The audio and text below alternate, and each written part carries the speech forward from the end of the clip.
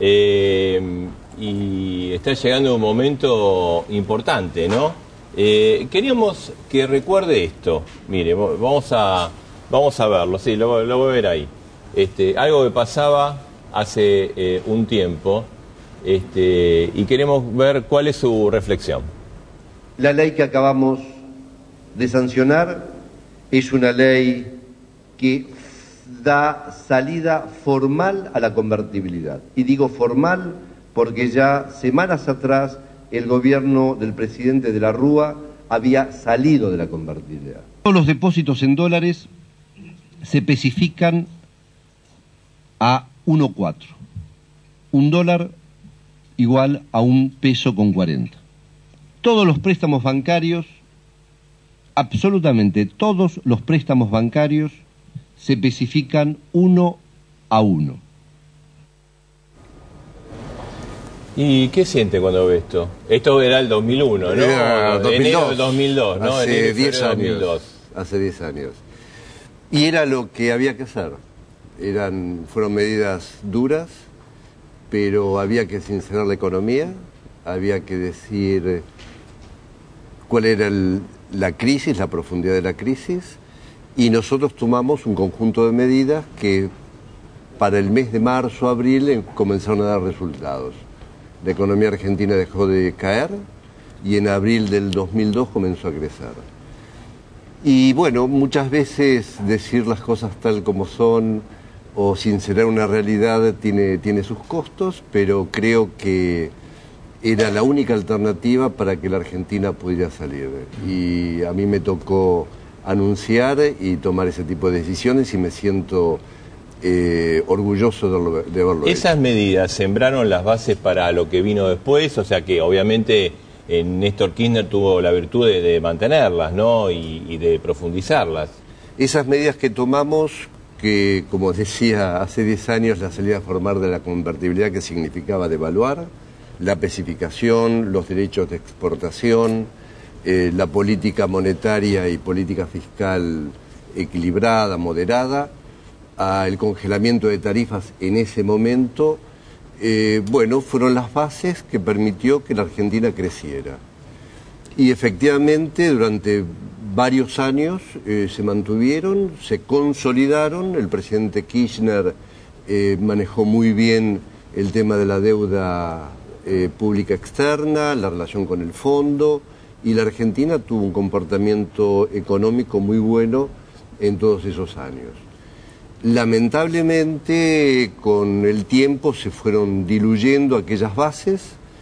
Esas bases eran tipo de cambio competitivo, equilibrio fiscal, equilibrio superávit en la cuenta corriente y estabilidad de precios.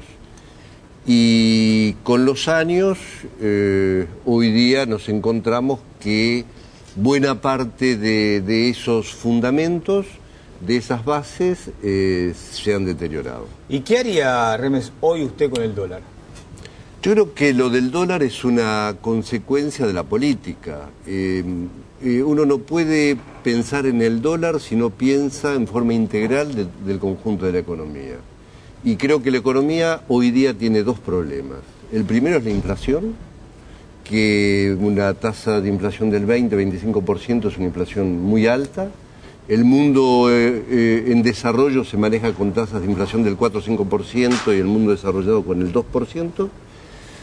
Y ese tipo de inflación hace que sea difícil mantener o mejorar los salarios reales, reducir la pobreza, con lo cual el consumo pierde dinamismo y también genera retraso cambiario, pérdida de competitividad, sobre todo para las exportaciones industriales, que además este tipo de cambio determina que las importaciones aumenten y vayamos perdiendo la competitividad que hemos tenido en los años. O sea, el gobierno que actúa sobre las consecuencias del deterioro del modelo y no sobre las causas. Exactamente. Yo creo que, por eso que cuando ustedes decían qué haría con el dólar, yo creo que con el dólar no se puede hacer nada si no se hace primero con la inflación. Porque si uno dice hay que mejorar el tipo de cambio o hay que aumentar las tarifas en este contexto, yo creo que sea contraproducente. Lo primero es discutir la inflación, lo cual significa sincerar y darse una política de 2 o 3 años, una política monetaria, política de ingresos, política fiscal, para que al cabo de la terminación del mandato presidencial nos encontremos con una inflación del 4 o 5%. Perdón, y lo segundo que creo que es importante es la inversión. La inversión que trae tecnología, que genera empleos formales y de calidad, y la inversión en infraestructura, sobre todo en energía y en transporte. Si nosotros no tenemos una tasa de inversión, es difícil darle sustentabilidad al crecimiento económico. Estos 2 temas para mí son centrales. A partir de ahí vienen las consecuencias. Una es el dólar que ustedes decían, y la otra es la desaceleración de la economía. Lamentablemente la Argentina está desacelerando su ritmo de crecimiento. Si el año pasado crecimos al 7,5%, se estima que este año creceremos al 3,5%. Y creo que eso es problemático. Ahora, para el desarrollo de la economía es vital también que llegue la inversión. Sí. En este marco, sobre todo las grandes inversiones, ¿no? Los grandes capitales que están dando vuelta por el mundo, pero digamos que vengan a invertir y que sea algo productivo acá, ¿no? Que genere empleo. ¿Cómo ve usted lo que está ocurriendo con la falta de inversiones? Mire, el año pasado, según el informe de la CEPAL, Brasil recibió 60.000 millones de dólares de inversión, Chile unos 18.000 millones, México 50.000 millones y nosotros 8.000 millones. Nuevamente, si nosotros no tenemos inversión local y también externa, que incorpore tecnología, además de inversión en infraestructura, vamos a tener problemas de crecimiento futuro. Pero claro, para eso hay que darse un marco de cierta estabilidad, no solamente en las reglas, sino también en el comportamiento macroeconómico. ¿Perdió rumbo el gobierno en materia económica? Yo le diría que ha ido perdiendo el rumbo, sí. Sí. Porque si no, no se entiende por qué ante un problema, entre comillas, menor, como es el dólar marginal, como su nombre lo indica, es marginal, desde el punto de vista de la macroeconomía no va ni viene, digamos, se hace tanto escándalo.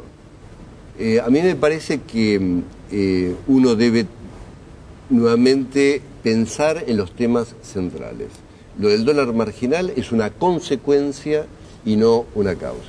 El tema es cómo se sale ahora de esto, ¿no? Porque, digamos, hay un cepo muy importante sobre el dólar, sobre todo para los que quieren atesorar, no en principio para los que quieren viajar, pero digamos, ¿esto usted lo ve prolongado? Y para los importadores, y para los ¿no? importadores. ¿Usted lo ve que se prolonga en el tiempo o le encuentra una salida? Yo no sabría decirle si el gobierno va a continuar con este tipo de controles. Yo creo que son contraproducentes. ¿Por qué? Porque en el caso de los controles de importación, más allá de los conflictos que podamos tener en la OMC, se han frenado insumos que son básicos, como así también bienes de capital. Yo entiendo que hay que proteger la industria nacional, pero hay mecanismos más eficientes para el incentivo a la producción. Hoy, que creo que es una buena medida de Cristina, de haber aumentado un arancel de importación, digamos, más razonable eso, ¿no? Por ejemplo, el tipo de control siempre genera problemas, porque es discrecional. Y creo que está de la mano de 4 o 5 personas. Lo mejor es, primero, sincerar la situación en términos de tasa de inflación y tipo de cambio, y después ir ajustando caso por caso. Ahora, Reme, cuando usted dice, usó 2 veces, creo, de que estamos hablando de la palabra sincerar, ¿esto qué quiere decir? ¿Que hay precios reprimidos, que el gobierno los ha reprimido y que eso de alguna manera va a afectar el poder de compra de la gente, que hay que sincerarlos? El primer sinceramiento es reconocer cuál es la inflación. Si el gobierno dice que la inflación es el 10%, pero los gremios piden 25% de aumento y el IVA crece el 25% más el aumento de la actividad, está claro que la inflación no es el 10%. Porque si uno en los últimos 4 o 5 años a través del IVA, del movimiento del IVA, llegaría a la conclusión de que se paga más IVA de lo que correspondería. Tampoco se puede hacer variable de ajuste el sueldo de los trabajadores, digamos, Claro. limitando aumento, no moviendo